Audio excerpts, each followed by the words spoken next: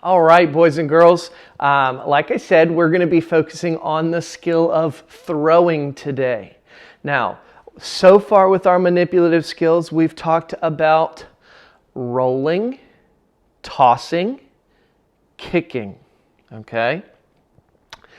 And throwing is a little bit different because all of those other three things that we've talked about so far have been low to the ground. Tossing, yes, we've come up, but we've started low and then gone up to high and come back down low. Okay, with throwing, it's a little bit different because we're all up. Okay, it's up high. Now, we're going to break down throwing into our steps, just like we have been doing for our other manipulative skills. So if you remember when we were doing tossing, we had a ready position, we stepped with the opposite foot, tick, tock, release, and follow through. Okay, now throwing is also a step process, and I'm going to show you those here in just a second. For today, you are going to need some sort of an object to throw. You may have a soft ball that you might be able to use. I'm going to assume that since it is March, that we're still probably indoors. It may be nice enough outside for you to go outside, and if that's the case, great, go do that. But I'm going to be doing my lesson from inside. I don't have a small soft ball that I can throw in my house, so what I have done is I've just taken a couple of pairs of socks and I have balled them up just like this, okay? It's very easy to throw these. They work just like a ball, but they're soft. It's not going to hurt anything as we use them. So you're going to need a ball or a pair of socks that you've balled up like this, and let's go ahead and get started. So our first step for throwing a ball is called ready position, just like all of the others. Okay, I'm going to choose what hand I want to use to throw. Is it my right hand? Is it my left hand? For me, I use my right hand. Okay, so I'm going to hold the ball with my right hand. Now I want a nice grip on it. Okay, I'm not going to squeeze it really hard. Okay, I'm just holding it nice and gentle. And I want to put my eyes on my target. So right now I'm looking at you. I'm going to show you the steps this way, and then I'm going to turn and face that way and show you how to do it that way too. But for now, I'm going to show you from straight on. Okay, so I'm in ready position. My feet are together. My eyes are on my target. I've got the ball in my throwing hand. I'm in ready position. Step number 2. This one's important. As I step with my opposite foot, I actually want to turn my body so that my shoulder, my front shoulder, my opposite shoulder is pointing towards my target. So if I'm throwing towards you all at my camera, I'm going to put my opposite shoulder forward towards the camera. And then I'm going to step towards my target with my opposite foot. So I've got my throwing hand back behind me. I've got my opposite shoulder and opposite foot pointed towards my target. Now what you can't see down at the floor level where my camera is not reaching are the direction that my toes are pointing. Okay, I've actually got my toes turned and pointed right towards my target, towards you all at the camera. Okay, this is important because it's going to help as we rotate our bodies in just a minute to get our shoulders and our hips lined up properly.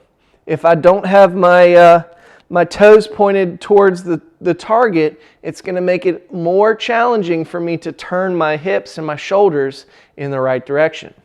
So I've stepped with my opposite foot, pointing my toes towards my target. Now I'm going to make a T position. I'm going to put my throwing hand out in front of me, or my opposite hand out in front of me, my throwing hand back behind me. Okay? I like to call this the T position. And then after that, I'm going to start rotating my hips towards my target. My shoulders are going to come with it. And I'm going to bring the ball over my shoulder, up by my head. Okay? And that's when I'm going to start to extend out towards my target. I'm letting go of the ball and releasing it. And then I'll follow through down towards my body.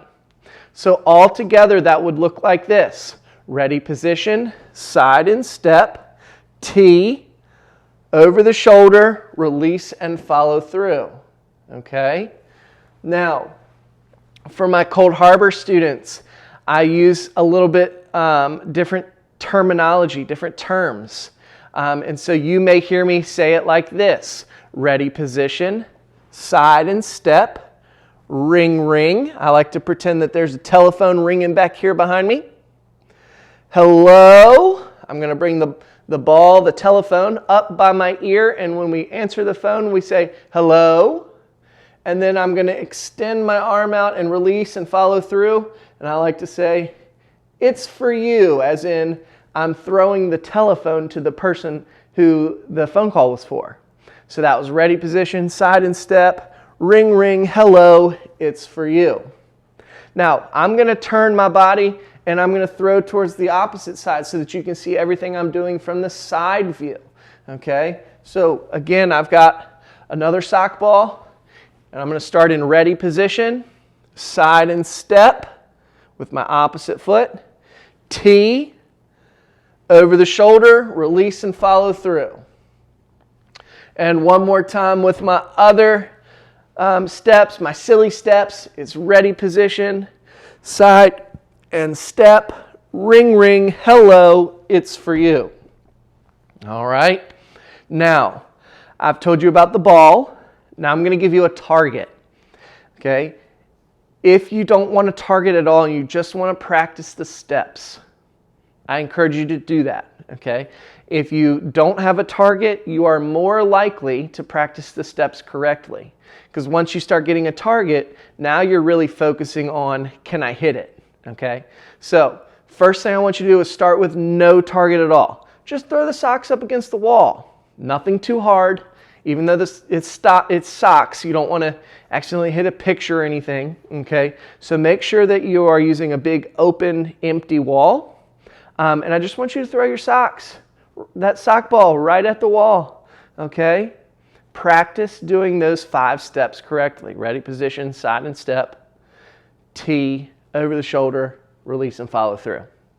If you are comfortable with that and you're ready to move on, I want you to start with a larger target, okay? So you're going to take something like your couch cushion, okay? I've got a big couch cushion right here. I want you to set up your couch cushion up against the wall, and then I want you to try and hit this 10 times in a row.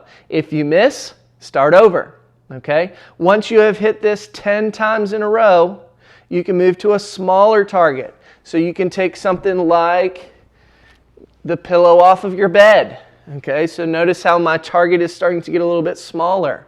I'm still staying the same distance away, but now I'm using a smaller target. Okay, 10 times in a row with this one. Again, if you miss, you start over. Just with this one, you don't have to go up in target size. Just start back over with this one. 10 in a row. And once you've done that, you can move on to your last target, which will be something even smaller. Okay, so for me, I've picked up this couch cushion, or this couch pillow. So I used the couch cushion earlier, now I've got the couch pillow. Okay, and you can notice, compared in size, the couch pillow is about half the size of my bed pillow. So my target size has gotten smaller. Okay, and once I've hit this 10 times, I can either move on to the next thing, or you can try practicing more from a further distance. Okay? So your challenge today is to go through practice with the wall at first until you feel comfortable, and then moving through 3 different levels of throwing, and make sure you're hitting your target 10 times in a row before you move on to the next target group. Okay? All right, boys and girls, I want you to work on that. I'll give you another short activity to work on after you finish with throwing, just to get those heart rates back up and to have a good time. All right, boys and girls, great job. See you later.